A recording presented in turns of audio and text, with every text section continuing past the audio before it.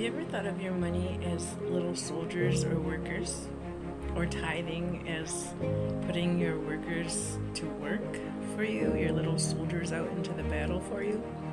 So, in God's tithing system, the 10% tithe that He requires of us, it is essentially sending our little soldiers 10% of whatever the total amount is into battle, not on our behalf because our wealth belongs to Christ, to God, but sending our army into battle on behalf of the church, on behalf of God's mission that He chooses to send it into, rather than hoarding it and stealing from God or denying God the ability to win the battles that He fights for us.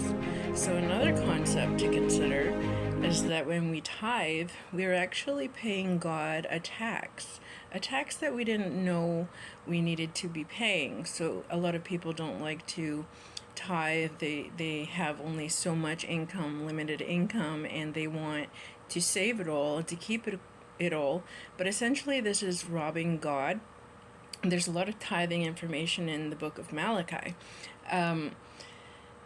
So if we give our 10% as this tax, this soldier worker, every dollar is a worker tax to God, we are paying for things like our general taxes, our everyday taxes due in the natural, in the monetary system that we live on in the world. We pay taxes to fix roads, to pay for public water and features like public safety and schools and all of these things that our tax dollars go to. Every dollar we spend in a store, essentially there's different pools that the different pools of taxes go to.